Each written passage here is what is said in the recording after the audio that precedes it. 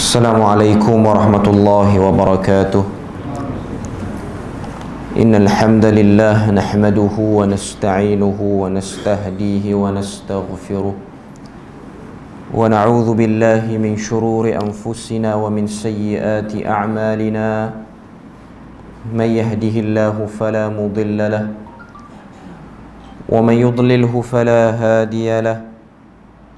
أشهد أن لا إله إلا الله وحده لا شريك له وأشهد أن محمدا عبده ورسوله. يا أيها الذين آمنوا اتقوا الله وقولوا قولا سديدا يصلح لكم أعمالكم ويغفر لكم ذنوبكم ومن يطع الله ورسوله فقد فاز فوزا عظيما. الحمد لله الذي بنعمته تتم الصالحات. ربنا آتنا من لدنك رحمة وهيئ لنا من أمرنا رشدا. اللهم آت نفسي تقواها وزكيها وأنت خير من زكاها أنت وليها ومولاها. Alhamdulillah, syukur pada Allah Azza wa Jalla kerana dengan rahmat dan juga limpah kurnia yang Allah Subhanahu wa Ta'ala berikan, dapat kita sama-sama berada dan berkumpul dalam majlis ilmu yang mulia. Dan insya-Allah kita akan menyambung perbahasan daripada 40 amalan mudah menurut sunnah. Dan hari ini sunnah yang ke-29, iaitu bacaan doa bagi menghilangkan gangguan syaitan dalam salat atau membaca Al-Quran. Hadis yang diriwayatkan oleh Al-Imam Muslim daripada sahabat yang bernama Uthman bin Abil As Al-Thaqafi Al-Ta'ifi. Atan Nabiya sallallahu alaihi wasallam faqala, Ya Rasulullah, inna asyaitana qad hala baini wa baina salati wa qiraati yalbisuha alayya. فقال رسول الله صلى الله عليه وسلم ذاك شيطان يقال له خنزب فإذا أحسدته فتعوذ بالله منه واتفل على يسارك ثلاثا. قال ففعلت ذلك فأذهبه الله عني.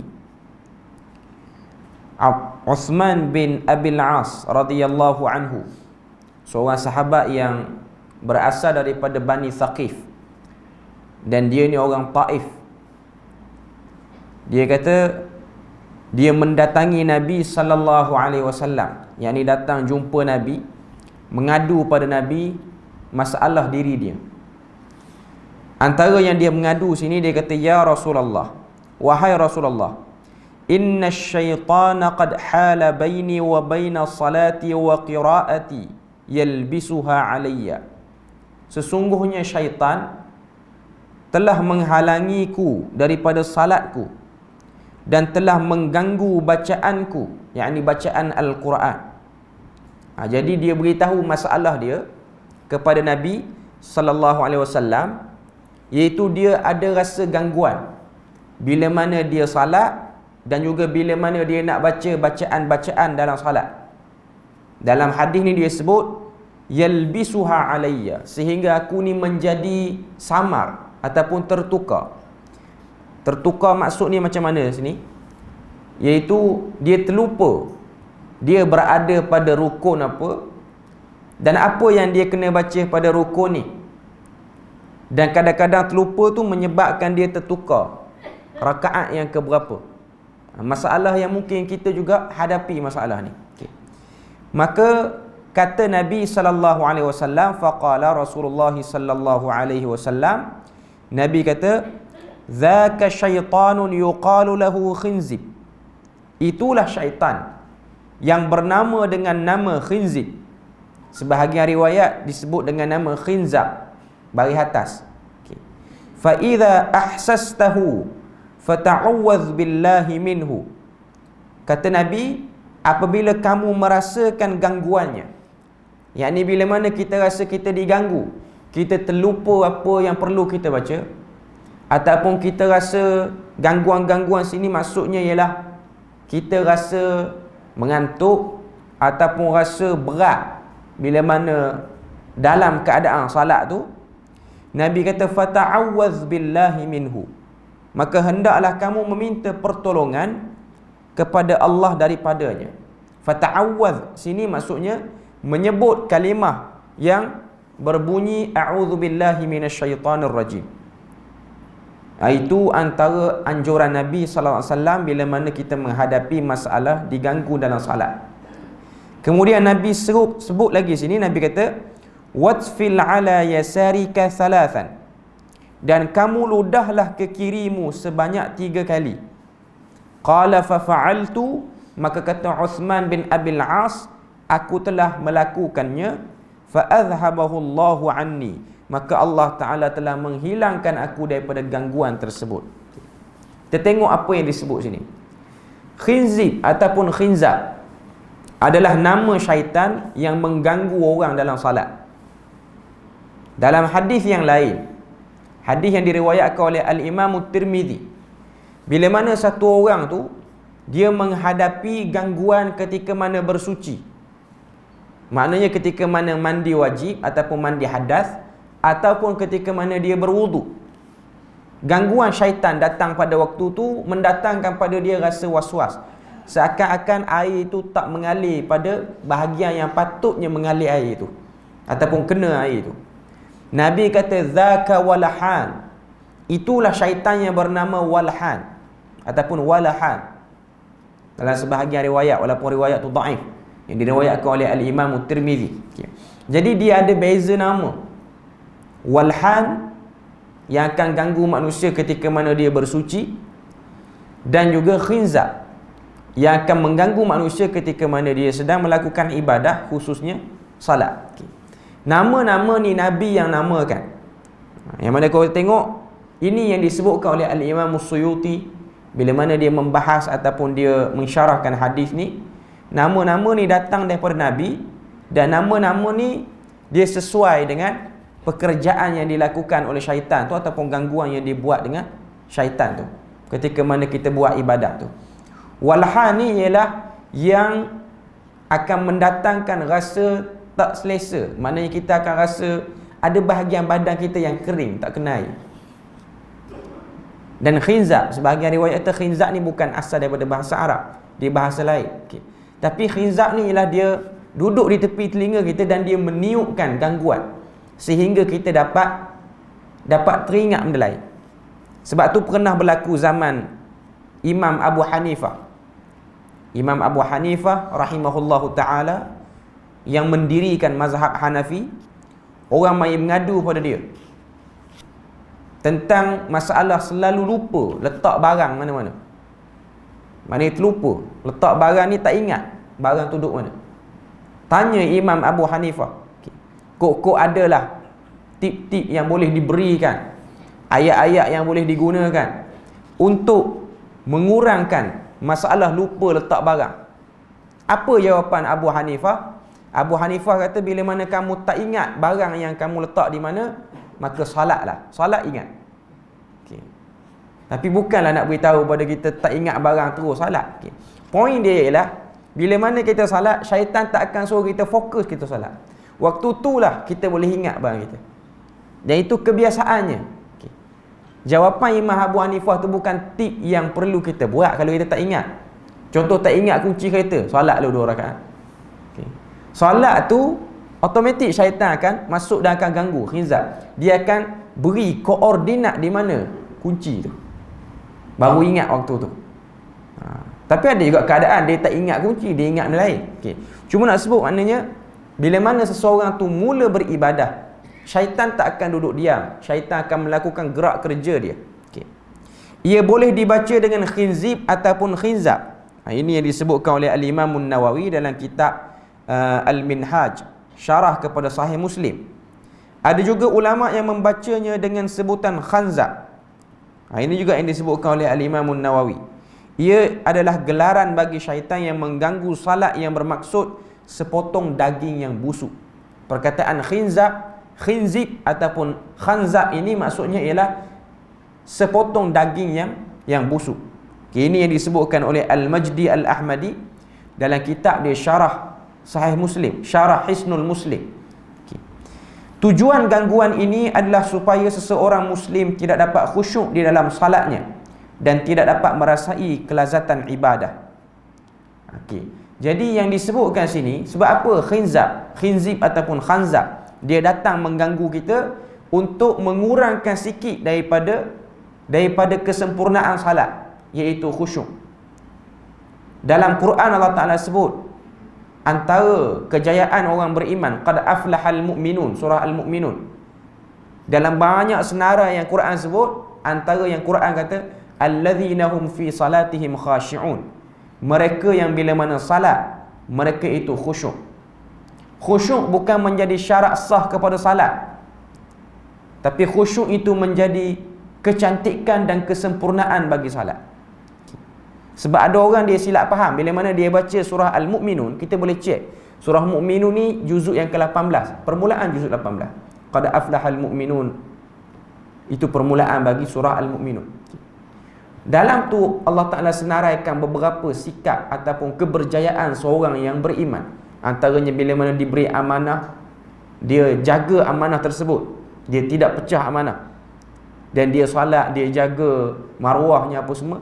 Cuma bahagian salat Tuhan akan sebut alladzina hum fi salatihim, mereka bila mana salat khashi'un, sifat mereka ni khusyuk. Perkataan khashi'un tu telah menjadi isim kepada orang yang sedang salat, nak tunjuk pada kita apa? Sifat orang tu sendiri dia memang khusyuk. Dia bukan satu benda yang orang kata apa dibuat-buat, tapi dia perlukan kepada latihan. Peringkat awal macam nak buat-buat jugalah orang yang baru nak belajar khusyuk ni. Tapi khusyuk ini datang ialah dengan fahamnya makna bacaan-bacaan dalam salat. Jadi itu antara benda yang mencapai makam kekhusyukan seseorang. Tapi kerana baca ayat itu juga sebahagian orang dia tak salat. Sebab apa dia tak salat? Sebab dia kata tak khusyuk lagi. Khusyuk nanti baru nak salat. Ini yang menjadi masalah sebahagian ajaran-ajaran yang pelik ni. Dia kata kalau baca Quran, Quran tak akan sebut salat, melainkan Quran akan sebut khusyuk. Kalau salat tak khusyuk, tak ada makna, letih tubuh badan.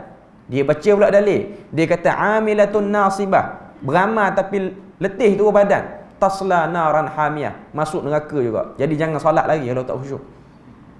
Modal dia sedap jugalah. Jadi ramai tak salat.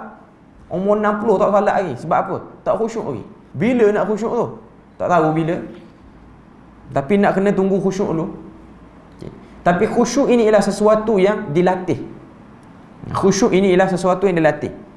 Sebab mana-mana orang pun yang salat, dia akan pasti mendapat gangguan untuk khusyuk. Antaranya siapa? Nabi sendiri. Nabi bila mana Nabi salat pada waktu malam, salat malam, Nabi perasan Nabi diganggu oleh syaitan. Nabi rasa diri Nabi diganggu oleh syaitan. Dalam riwayat, Nabi rasa Nabi diludah oleh syaitan. Itu contoh-contoh gangguan yang berlaku. Dan dalam riwayat lain, kalau kita biasa dengar hadis ni, bila mana Nabi salat, Nabi terleka dengan satu gambar yang ada di langsir yang digantung oleh Aisyah dalam rumahnya. Nak tunjuk kepada kita apa? Seorang Nabi yang telah mengalami banyak perjalanan-perjalanan kerohanian. Seorang Nabi yang naik ke langit pertama, kedua, ketiga sampai Sidratul Muntaha. Dan kita kena tahu, hadis tentang Nabi salat di rumah Aisyah tu lepas Isra' Mi'raj dah lah. Bukan sebelum tu. Maknanya Nabi rasa gangguan sehingga Nabi kata pada Aisyah, alih ataupun buang langsir tu ataupun tirai tu buang, sebab dia mengganggu aku ulang salat. Selain daripada gangguan syaitan, gangguan persekitaran luar juga menjadi sebab kita terganggu dalam salat. Nak tunjuk pada kita apa? Bila yang kita selamat pada gangguan dalam salat ni sehingga kita boleh salat dengan tenang? Tidak ada. Sebab memang automatik kita salat, kita ada gangguan.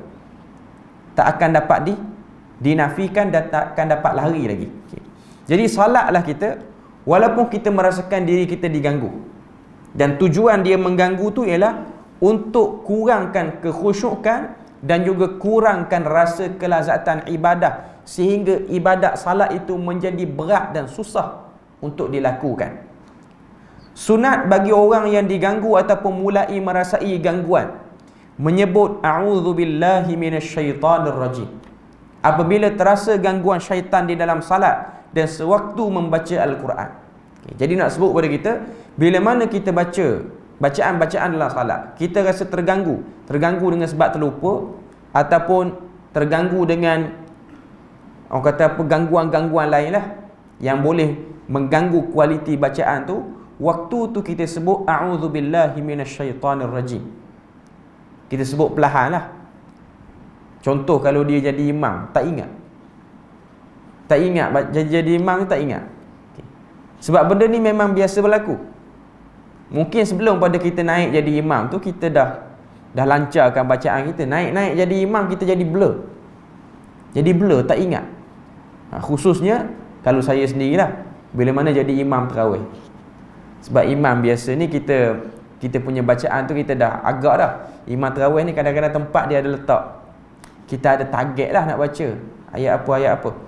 Kemungkinan ayat tu kita kurang baca pada solat-solat lain, kita baru nak baca pada solat tu, kita akan terganggu dengan solat tu, terganggu dengan bacaan tu lah. Tak dapat nak fokus. Keadaan lagu tu nak buat macam mana? Ada orang, kita tengok sebahagian orang bila mana dia terlupa sesuatu, dia selawat Nabi. Biasa orang lagu tu selawat Nabi.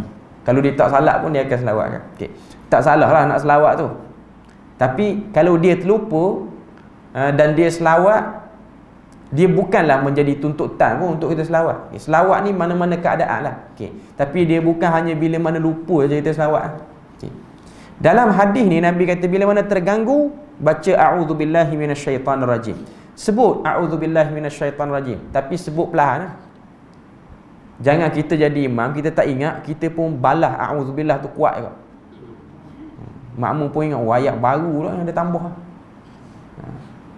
Sebut bagi diri kita lah. Mana kita diam sekejap, kita pun sebut a'udzubillahi minasyaitanirrajim. Lepas selesai sebut a'udzubillah tu, dalam ni dia sebut sunat meludah di sebelah kiri. Yang ni pun kena bagi jelas. Nak ludah cara lagu mana? Ada orang dia simpan dengan kohok-kohok lagi dia ludah. Dia tarik tenaga nak ludah tu. Ludah sini hanya isyarat sahaja. Utful maksudnya kita buat isyarat macam ludah, tapi jangan paling dengan dada-dada ke arah kiri. Just buat isyarat. Sebanyak 3 kali apabila berasa gangguan ini. Ulangan ludahan sebanyak 3 kali ini sebagai isyarat kesungguhan seorang Muslim kerana gangguan syaitan. Ini yang disebutkan oleh Al-Ubaidillah Al-Mubarakfuri yang mensyarahkan hadis ni dalam kitab dia yang bernama Mir'atul Mafatih fi syarhi sahih Muslim. Dia sebut kepada kita bila mana ada hadis suruh kita utful ni maksudnya buat isyarat ludah. Isyarat tu nak menunjukkan kebencian dan tak sukanya pada syaitan. Dan kita disunatkan buat. Dia taklah sampai tahap wajib. Dia ada beberapa keadaan dan hadis lain yang Nabi suruh kita ludah ke kiri. Antaranya ialah bila mana kita tidur dan kita bermimpi dengan mimpi buruk, bangun, ta'awuz, sebut a'udzubillah, pun ludah ke sebelah kiri bila mana kita bangun tidur ataupun kita terganggu dengan mimpi buruk. Jadi dalam salat ni, bila mana kita diganggu, kita buat isyarat ludah. Isyarat. Maknanya tidak keluarkan air liur tu waktu ludah. Kalau tak sakan lah kita, setiap kali kena ganggu, kena letak bekas baldi ke apa tepi belah kiri, untuk ludah dalam tu. Bukan. Dia hanya isyarat saja. Jika dia salat berjamaah, sebelum ada tu, tetapi ludahan itu bukanlah bermaksud dengan air liur yang banyak, cukuplah dengan ludahan dengan sedikit sahaja sebagai penghinaan kepada syaitan. Jadi itu adalah isyarat penghinaan. Macam kita pergi buat haji, dia ada satu part dalam manasik haji ni, kita ar-ramyu, kita melontar. Melontar ni isyarat penghinaan pada syaitan. Yang mana syaitan yang mengganggu kita dalam banyak bab kehidupan kita. Hatta dalam ibadah haji tu pun. Haji ni lagi besar lah dia punya gangguan.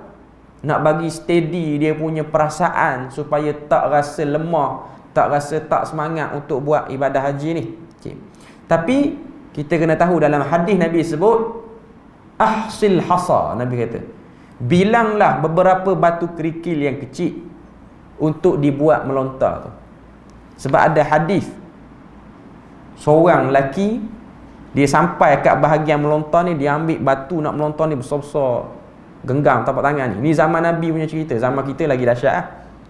Ada orang buat video, letak video musim haji tahun bila, jemaah haji bukan daripada Nusantara kita ni lah, jemaah haji daripada negara Arab, dia lempar kursi wakaf tu. Kan dia ada kursi wakaf dalam Masjid Nabawi tu, dia bawa mungkin, dia lempar kursi wakaf. Dia tak lempar batu dah. Itu sepatutnya dia tak terkena godaan syaitan, tapi dia kena juga hari tu. Dan benda tu benda yang membahayakan lah. Nabi, zaman Nabi ni ada satu orang bawa batu besar-besar, lempar. Nabi kata halakal mutanatti'un. Nabi tanya dia, sebab apa bawa batu besar ni? Dia kata sebab nak target syaitan. Benda tu dah berlaku dah zaman Nabi. Itu hanya isyarat penghinaan. Nabi kata halakal mutanatti'un, celakalah orang yang melampau. Nabi sebut 3 kali. Faqad ahlaka man kana qablakum, sesungguhnya telah celaka dan musnahlah orang yang terdahulu daripada zaman kita ni, orang yang lebih awal, dengan sikap melampau ni. Nabi kata ambil batu yang kecil, itu hanya isyarat, bukan itu tempat betul syaitan berkumpul situ. Cuma ianya ialah isyarat imtithal. Kita ikut seperti mana yang ditunjukkan oleh Nabi Ibrahim AS. Seterusnya dia sebut sini, jika dia solat berjemaah dan berada di kiri sekali, maka dia boleh melakukan sunnah ini. Jika dia berada di tengah-tengah saf dan mempunyai kain dan sapu tangan, maka boleh meludah padanya. Jadi ni ketika mana keadaan waktu salat jemaah. Kalau dia berada pada saf paling kiri dan tak ada orang dah tepi dia, melainkan dia yang paling last, dia boleh buat. Tapi kalau dia duduk tengah-tengah saf, maka dia meludah pada sapu tangan ataupun tisu yang ada dalam poket dia lah. Kalau dia tak ada tisu, dia meludah, sebahagian para ulama sebut meludah pada poket dia, isyarat ludah. Jadi dia tak ludah kepada nampak gerakan tu ke arah kiri, dia tak buat lagu tu lah. Jika tidak memadai, memaling kepala ke kiri sahaja dan berta'awuz sahaja tanpa ludahan. Ini pun yang disebut oleh Syekh Muhammad bin Saleh Al-Utsaimin dalam fatwa Nurun 'ala Darb. Sekiranya orang tu berada di tengah saf, dia hanya toleh sikit ke kiri dan dia buat isyarat sahaja dan ta'awuz, dia tak perlu ludah. Cuma perlu berhati-hati bergerak, mengambil sapu tangan supaya tidak membatalkan salat dengan gerakan yang banyak. Jadi itu antara benda ataupun cara yang disebutkan oleh para ulama. Ludahan ke sebelah kiri itu mempunyai 2 maksud. Yang pertama, kerana syaitan itu sentiasa berada di sebelah kiri, kerana jantung di sebelah kiri jasad insan dan ia merupakan tempat godaan syaitan. Jadi itu antara 2 tafsiran para ulama. Sebab apa kena sebelah kiri? Sebab syaitan akan datang melalui belah kiri. Dan yang kedua, jantung kita ni dia berada di belah kiri. Isyarat kepada penghinaan. Bila sebut tentang kedudukan jantung belah kiri ni, saya nak sebut sikit lah. Ada sebahagian orang, bila mana dia salat, dia bersedekat belah kiri. Ramai lah orang. Bukan ramai, maknanya kita pernah tengok orang buat lagu tu. Dia salat, dia letak tangan tu belah kiri. Saya pernah tanya sebahagian orang, sebab apa belah kiri? Dia kata tok guru dia suruh belah kiri. Last sekali cari tok guru dia, jumpa tok guru dia, boleh tanya.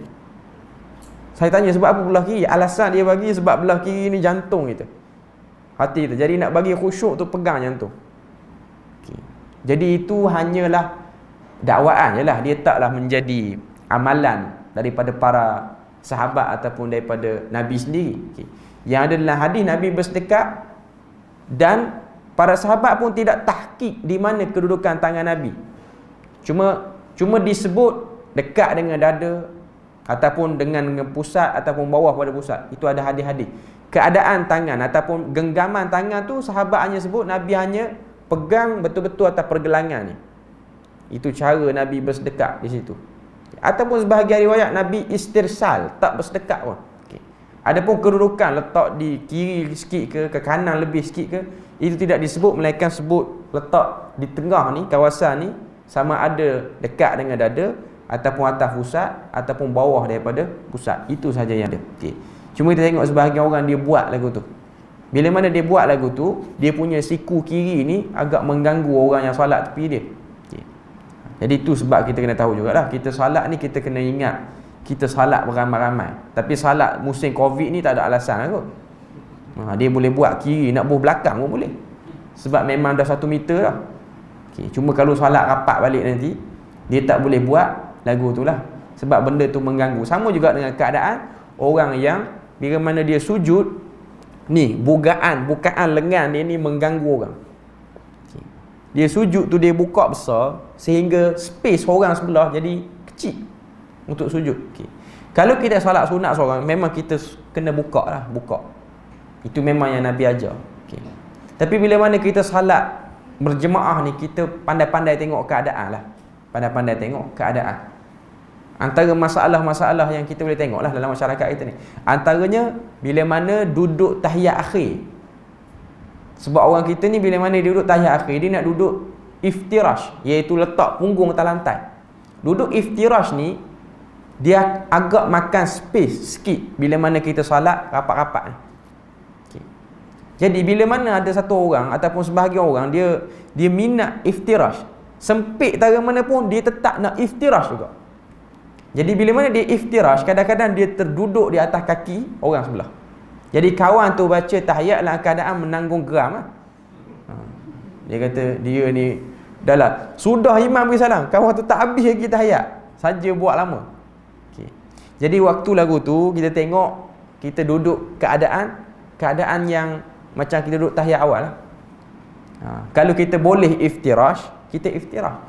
Cuma saya duk perasan lah, antara sebab orang kita ni dia payah rapat saf sebelum Covid ni lah, sebab nak ambil space waktu tu. Sebahagian orang yang agak berumur, dia macam jangan rapat sangat, nanti saya nak duduk tahiyat akhir kurang kawasan. Jadi nak ada kawasan tu lebih sikit, dia suruh orang jarak sikit. Belum ada Covid lagi waktu tu, tapi dah ada perangai lagu tu. Okay. Jadi rapat lah. Benda tu kita kena rapat, kita rapat. Bila mana kita solat, kita tengok keadaan, keperluan orang macam mana. Kalau boleh nak letak iftirash. Kalau tak boleh, tawarruk macam biasa. Dan benda tu tidak ada masalah pun. Okay. Seterusnya kita tengok antara sunnah yang ke-30 sini, doa ketika marah. Daripada Sulaiman bin Surat katanya, kuntu jalisan ma'an Nabi sallallahu alaihi wasallam wa rajulani yastabban fa ahaduhuma ihmarra wajhuhu wa intafaqat awdajuhu faqala an-nabiy sallallahu alaihi wasallam inni la a'lamu kalimatan law qalaha dhahaba anhu ma yajid law qala a'udzu billahi minasy syaitan dhahaba anhu ma yajid. Aku duduk bersama dengan Nabi sallallahu alaihi wasallam dan ada dua orang sedang saling maki-memaki. Dalam hadis ni sebut warajulan yastabban. Dua orang ni saling maki-memaki. Fa ahaduhuma ihmarra wajhuhu. Salah seorang daripada mereka telah merah mukanya dan kembang uratnya. Wantafaqat audajuhu. Maknanya terkesan dengan makian tu. Faqala an-nabi, maka kata Nabi, inni la'alamu kalimatan law qala dhahaba anhu ma yajid. Aku tahu satu kalimah yang mana kamu sebut kalimah ni, maka akan hilang ataupun jauhlah daripada kamu kemarahanmu. Maka Nabi pun kata a'udzu billahi minasyaitanir rajim. Ta'awuzlah dengan menyebut a'udzu billahi minasyaitanir rajim. Nabi sebutlah hadis tu zahaba anhu ma yajid, maka akan hilanglah kemarahannya. Hadis ni riwayat al-Imam al-Bukhari. Tengok apa yang disebut dalam pengajaran. Marah merupakan perkara yang tidak disukai oleh agama. Dalam hadis lain Nabi pesan pada seorang sahabat sampai 3 kali, la taghdab, la taghdab, la taghdab. Maksudnya janganlah kamu marah. Jangan marah sini maksudnya ialah kawallah marah, bukan buang terus marah. Sebab manusia dia tak akan boleh buang marah, tapi kawal marah. Dan ada bab-bab keadaan dia perlu marah. Sebab kalau kita buka hadis kitab Sahih Bukhari, ada hadis yang diletakkan di bawah bab al-ghadab fil ilm, bab adanya marah ketika mana menyampaikan ilmu ataupun waktu Nabi sampaikan ilmu. Nabi marah. Sebahagian riwayat kata Nabi ni merah muka dia dengan sebab marah dengan perbuatan seorang sahabat. Maknanya ada waktu Nabi marah, tapi Nabi marah ni berpada. Tetapi harus diingat bahawa marah ini adalah perasaan yang tidak dapat dielakkan bagi manusia biasa. Justru mengapa Nabi SAW melarang sesuatu yang tidak dielakkan oleh manusia? Sebenarnya hadis yang melarang marah ini bermaksud melarang mendedahkan diri daripada sesuatu yang boleh menyebabkan marah. Maknanya apa-apa yang kita rasa boleh marah, kita elakkan. Antara perkara yang disunatkan diucapkan oleh Muslim yang marah ialah lafaz a'udzubillahi minasyaitonirrajim. Ini kerana marah itu daripada syaitan dan ia penyebab kepada pelanggaran hukum Allah seperti membunuh, memukul dan lain-lain lagi. Kalau tengok dalam hadis tadi, dua orang lelaki ni dia sedang memaki di depan Nabi. Dia bergaduh, mungkin peringkat awal dia hanya bergurau biasa, lepas tu dia naik pada stage seterusnya dia pergi pada maki. Ya, staban maksudnya saling maki-memaki. Bila mana dia naik pada bahagian tu, sampai pada bahagian tu, Nabi pun sebut, Nabi kata, kalau aku ajar pada kamu satu kalimah ni, kamu akan jauh pada marah. Dan Nabi pun kata, a'udzubillahi minasyaitonirrajim, maka dia akan marah. Kalau kita tengok orang Arab ni antara bangsa yang kalau dia bergaduh, dia kerah kepala waktu dia bergaduh. Dia payah nak ditenangkan. Cuma adalah sebahagian orang Arab, bila mana dia bergaduh, nak bagi tenang, kita pun sebut sallu ala Nabi, selawat. Macam kita orang Melayu selawat ni waktu lupa. Dia ada satu teknik orang Arab ni, sallu ala Nabi, dia slow sikit marah juga tapi slow. Boleh lah, macam kita sebut tadi, boleh lah nak selawat, tapi Nabi ajar lagu tu. Tapi bila mana dia marah sampai tahap yang tu sikit, sebahagian orang ni yang saya tengok lah, sebahagian orang Arab, dia azan. Kita pernah tengok pergaduhan di stesen bas mana zaman belajar dulu. Bergaduh sama-sama dengan driver bas ni. Bas tu mari lambat. Tiba-tiba dia load student. Ada satu bas ni dia mari lagi awal lah. Driver dia pergi ke mana, pergi beli kopi ke apa, tiba-tiba dia datang balik, dia tengok bas orang lain penuh, mari lambat. Dia tak puas hati, dia suruh semua orang turun, masuk naik bas dia.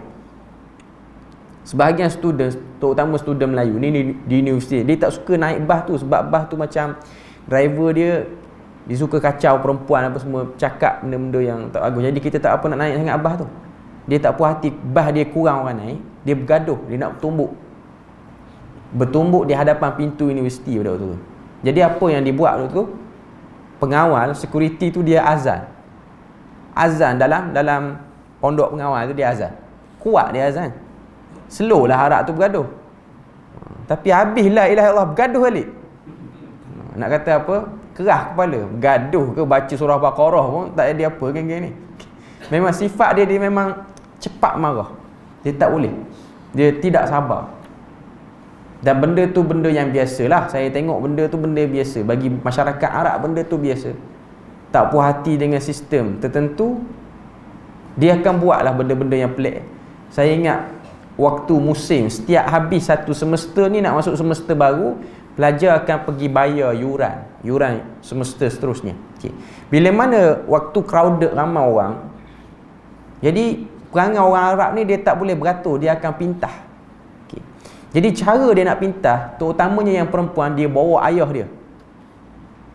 Dia bawa ayah dia, dan ayah dia hari tu pakai, kalau ayah dia, sebab kita orang ni duduk dekat dengan kamp tentera udara, sebahagian ayah-ayah dia orang ni pegawai tentera udara, mari pakai baju dengan semua duk ada macam-macam jenis pangkat duk gantung, nak suruh orang takut. Tapi dia berani dekat Melayu je, sama-sama Arab dia tak berani tak. Dia tengok Melayu ramai beratus itu, dia potong. Tapi orang Melayu okey lah, dia tak marah.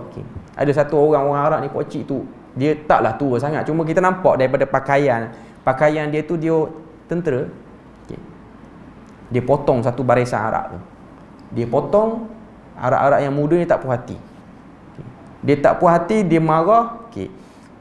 Dia tegur pakcik tua tu. Lepas tu dia cabut besi yang jadi penghadang untuk orang beratur tu. Tiap-tiap fasa besi tu akan diganti baru. Tiap-tiap semester.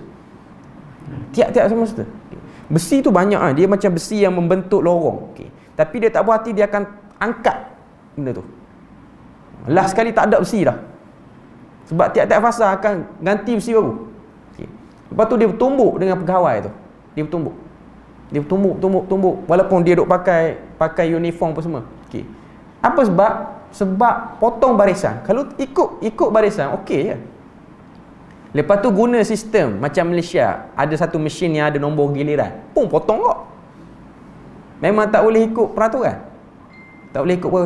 Dan dia pernah buat kes dengan sebahagian student Nusantara. Maknanya orang Malaysia, orang Thailand apa semua yang ada belajar, dia potong. Orang Melayu Malaysia potong, kita muka redha, tak puas hati, balik rumah maki lah.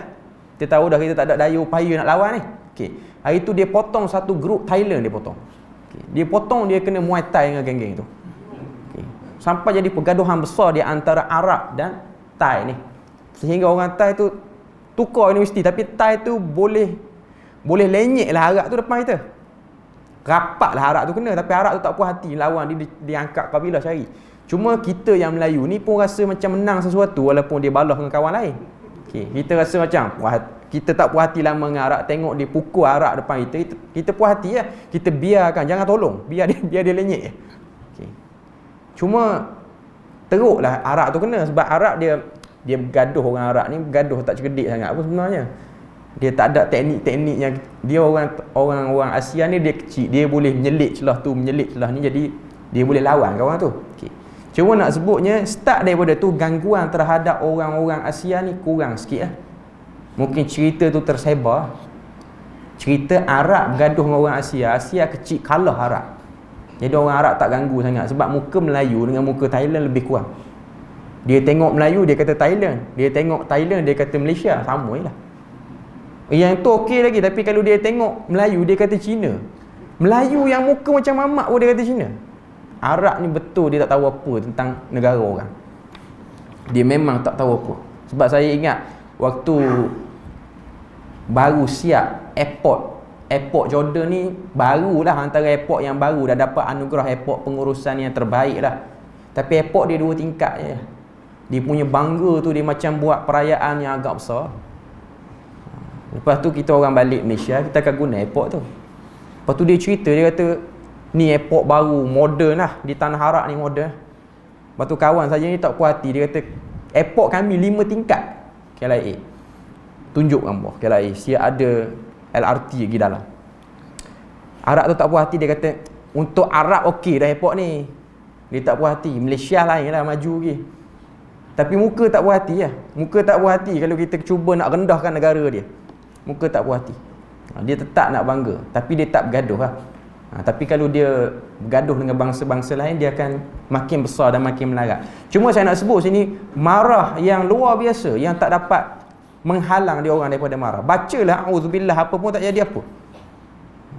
Cuma nak beritahu pada kita, marah ni perlu dikawal. Okay. Imam Ahmad dan Imam Abu Daud meriwayatkan hadis anjuran mengambil wuduk ketika marah. Okay. Ini pun ada satu hadis. Innal ghadaba minasyaitan wa inna syaitana khuliqa minan nar wa innama tudfi'un naru bil ma'i fa idza ghadiba ahadukum falyatawadda. Kata-kata ni dinukilkan daripada Imam Ahmad dan juga Abu Daud. Dia kata marah daripada syaitan dan syaitan daripada api. Sesungguhnya api dipadamkan dengan air. Fa idza ghadaba ahadukum falyatawadda. Bila mana seseorang daripada kamu marah, maka hendaklah dia berwuduk. Dan hadis ini ialah hadis yang dhaif, tapi bolehlah untuk kita beramal untuk kurangkan marah. Okey. Dan antara saranan-saranan yang disebut sini yang terakhir, dia kata bila mana kita nak marah, falyaskut. Ini hadis riwayat Imam Ahmad, kita diam. Dan selain sebahagian riwayat sebut mengubah posisi bila mana sedang marah. Idza ghadiba ahadukum wa huwa qa'im falyajlis. Bila mana seseorang daripada kamu nak marah, dalam keadaan dia berdiri, dia duduk. Fa idza dhahaba anhu al-ghadib wa illa falyattaji. Sekiranya duduk tidak menghilangkan marah, maka hendaklah dia berbaring. Tapi payah nak beramal dengan hadis ni waktu kita marah. Satu orang dia marah, daripada dia baring dia duduk. Daripada duduk dia bangun, daripada bangun dia berlari pula kejar orang tu. Okey. Dia payah nak beramal, nak ke arah benda tu. Cuma nak sebut ini antara benda-benda yang Nabi sarankan. Tapi kawallah marah, sebab daripada marah ini mengeluarkan benda yang kita buat dalam keadaan yang otak kita tak berapa rasional fikir, akhirnya berakhir dengan orang kata apa? Penyesalan. Jadi berhati-hatilah bila mana kita marah. Tak boleh buang marah ni, sebab memang manusia dia ada marah. Cuma kawallah marah tu dengan ta'awuz kepada Allah Azza wa Jalla daripada gangguan syaitan. Jadi setakat tu saja kita perbahasan kita pagi ni. Moga Allah Ta'ala beri rahmat dan berkat. Subhanakallahumma wa bihamdik, asyhadu an la ilaha illa anta wa astaghfiruka wa atubu ilaik. Wassalamualaikum warahmatullahi wabarakatuh.